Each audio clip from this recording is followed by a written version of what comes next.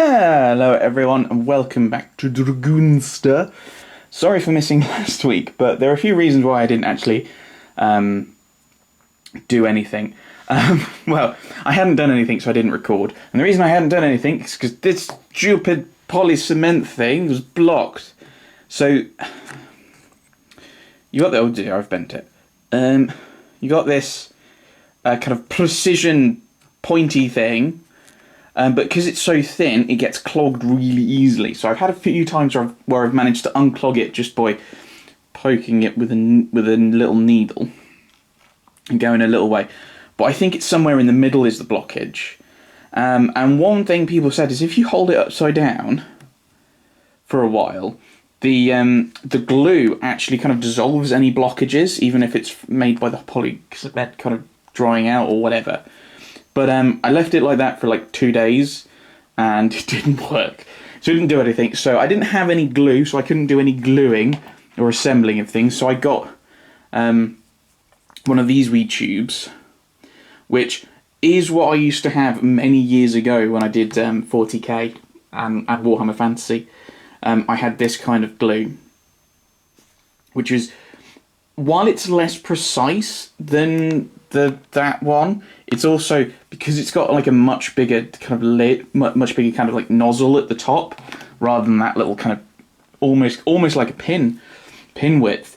It means it's a lot harder for that to get clogged. So that means I should be able to get more done.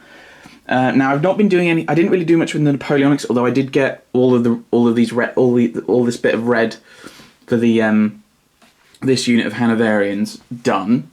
But I was mainly working on assembling. So I've got a unit of pikemen all assembled and sprayed. I've got a unit of warlords sell these as Croat cavalry. I'll move everyone up. But I think I'm going to use them as kind of as Cossacks for the Polish force, of which I have 8 winged hussars all assembled and ready to be painted to stab things with. So kind of looking forward to that. The one unit that I was kind of like, oh, I'm annoyed that, you know, they weren't in Napoleonics and they were only in pike and shot, was the winged hussars. So I'm actually quite happy that my friend's like, I've got loads of Empire stuff with winged hussars, so I'm going to do that. So going to work on those. I did have a game with him where I used my British Napoleonics. You'll notice they're not over on the little dresser thing over there. There's a chest of drawers. It's not really a dresser. Don't know what I'm talking about. I used them, and I was thinking, you know what I'll do, so that I've got video here, definitely got video, is I'll take pictures and then I can narrate it. But one, I can't remember what happened exactly, other than I was playing Sweden and won. And two, I didn't actually take any pictures, and I realised that about halfway through that I hadn't taken any. At some point, we might actually do film a battle report between me and my friend, because we're socially bubbling, so I get to visit. Woohoo! So you might see if I get these guys painted, you might actually see those guys riding forth along with their Cossack allies and maybe some pikemen. Although the Poles mainly were like musketeers by the looks of it. The rules are mainly musketeers with axes. Don't have any axemen, but I've got quite a few musketeers. The other thing, and another reason why I might ease up on the British, is he's gone quite heavily Austrian. He's gone black powder, he's gone Austrian, partially because you can just spray them white and then touch them up with flesh and metal and wood, and you're kind of done before kind of basing them and getting everything sorted. Now, the British never fought the Austrians, as far as I can tell. Now, we could do like a hypothetical thing, which is kind of what we've done anyway, but I'd rather have people that there's a good chance they fought. So, I've got French, I've also got French in the Waterloo set, and some Russians, which I already had anyway. Now, they both fought the Austrians. French did a lot more, but the Austrians were involved in the invasion of Russia in 1812. I also have Polish Vistula Legion. This is basically turning with the Polish Winged Hussars. This may end up turning into, instead of a series dedicated to Napoleonics, and I think I might have to change. Well, I'm definitely going to have to change the playlist anyway, because these guys are not Napoleonics. Certainly not the Pike. Probably not the Cossacks, and definitely not the Winged Hussars, and also definitely not the Winged Hussars. But it's almost turning into Poland through the ages.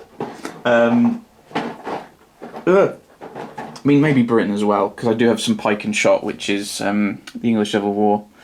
But yes, so I could think about doing French or Russian, but the Polish Vistula Legion was very much with the French. I could do like the Duchy of Warsaw and bring those guys in, and have another Polish force, because there are rules for that in Clash of Eagles. So why not? And then I can kind of build up a force that would actually reasonably take him on. I also have quite a few Swedes as well for pike and shot, so I might go with that. They didn't really... I don't know, I think they mainly fought the Russians in the Napoleonics, so I'm not sure how much that is going to have an impact. I'd had given thought, I do have a list somewhere of like major wars covered in like pike and shot. No, I think it was like major wars through history and the people involved. As kind of an idea of like following some people through history in different armies. But it looks like black powder. I mean, if I were to look at like, so France, there's a box over there, or there's a Waterloo, I should point at that probably. France is in quite a few things. I mean, if you think about the 4 games that Warlord does, there's black powder, so France definitely involved in that. Britain's involved. Polish Vistula Legion. They all kind of fit, those 3. Pike and shot, so France is involved in the 30 Years' War. Britain has the English Civil War, Civil Wars going on. I think there's 3 of them, and that's like ignoring the Bishops' War, I think. Poland, obviously, Winged Hussars. And then you get to Hail Caesar. The French, you've got the Gauls, if nothing else. You've got Agincourt. There's a feudal Polish army list, although I don't know who they fought in the kind of pre-15th century kind of... Hail Caesar, 15th century, all the way back to, the Bronze Age, so that's a bit broad. And then obviously all 3 of those were involved in World War II, which would be Bolt Action, which is the 4th game. I was actually considering that. One of my friends is thinking of getting into Bolt Action, and part of me is like, well, I've already got all of these stuff and all the various bits and pieces that aren't assembled. But I do quite like the idea of having like a Anglo-Franco-Polish group and be like, what would have happened if Britain and France had travelled to Poland to defend it against Germany and the Soviets. The other question attached to that, of course, is what would happen in the situation in real... Like, I think if Britain and France had gotten involved, I think they probably would have ended up having to just attack from the west, really. So I'm not entirely sure how that would work. But yes, hopefully, kind of the main goal, I think, for this week is just to get a load painted. Get these guys painted, because myself and my friend are mainly going with pike and shot. Like, he's only just gotten some Austrians.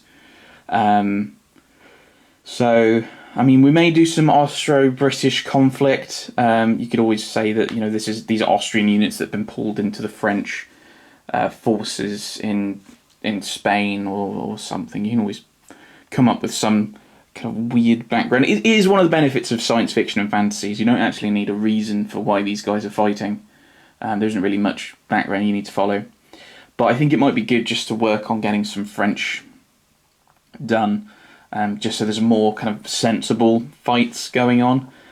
So I have actually ordered some Polish Lancers to go along with these guys from eBay, because I think they were slightly cheaper.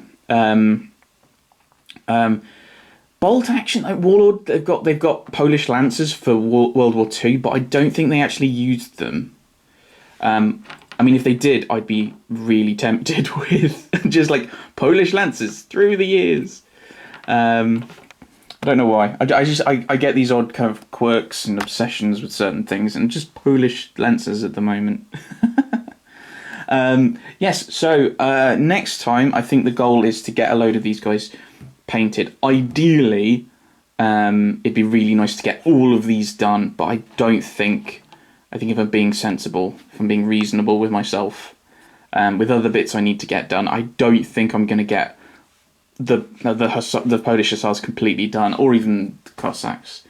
But I think slowly working through it, there's probably some colours there's going to be colour overlap, like flesh. There might be some white I'll use.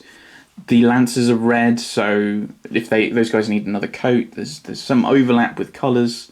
I think, especially if I do brown horses, I could do the leather. If I do a couple of grey horses, I could do all of the greys. So there's a few colour overlaps. These guys as pikemen don't really have uniform. I don't think. I think did Sweden? Sweden potentially did. The New Model Army was the first one to use red in the English Civil War, and I think it was the Covenanters who were the first kind of major army to have a dedicated uniform, even in regiments. But I might be wrong on that. I might have misread. It might have just been in England. That might have just been in the UK. Not in England, they were Scottish. So we'll see what happens with painting and various other bits and pieces. I need to get these two officers done. I need to get the Horde of British done. I want to get these guys done. I want to start getting some French done to fight the Austrians. So much stuff I need to do, and that's not even all of my stuff, because I've got all this pile of British, and I've got some more pike and shot elsewhere. And I've also bought Black Seas, just on the floor, so for some sea games, because I think we were talking about possibly doing that, and then Black Seas lines up with Black Powder, so we could come up with like a grand strategy campaign, although I'm not sure how that will work. Or even if we're actually doing it, or if we're not just like randomly chatting about stuff, because like we're trapped in the house. So yes, hopefully it'd be really nice to have at least one of these 3 units completely done this week. The pike would be nice, although neither the Polish or the Swedes need the pike, which is really, really nice. You can just have a load of muskets, which is good, because I can use some of the British. So it's nice having some overlap. These guys, I think, kind of overlap with the heavy cavalry and Hail Caesar. And I think all 3 games have similar kind of basing and rules, so that's really useful. Whereas Bolt Action doesn't. Bolt Action is it's I don't want to say it's like 40k, because I don't know, because it's not in many ways. But in the sense of each individual guy is an individual. Each individual model is a separate person, and they die and take casualties or are removed. Whereas these games, this represents the full unit, but the unit is not just these guys. It's a lot bigger, and I think so they've kind of shrunk it down. So by shrinking it down, they've changed the way things work and formations and so on. So yeah. So I can do a lot of things that overlap. Like I think that you might be able to use pike in later part of Hail Caesar. These guys have guns, but you can probably just ignore them and just use them as lighter cavalry, and these guys as heavy lancers. But if I get into that, I'll have to look at the rules and give that a thought. But yes, so goal for this week, it'd be nice to get some Winged Hussars done, get those guys painted. Whereas these guys, I think, and these guys, actually, it'd be nice to just get everything. It'd be nice to get everything on this done. That's not going to happen this week, so I'm just going to go, I'd like the Winged Hussars done, I think. Probably my favourite unit that I've read about, the Winged Hussars. The first kind of iconic one that I really got into, even before the Redcoats. I know, that's probably quite surprising. But yes, so, as I said, next time, hopefully get these guys done. Thanks for watching, everyone. Thanks for watching.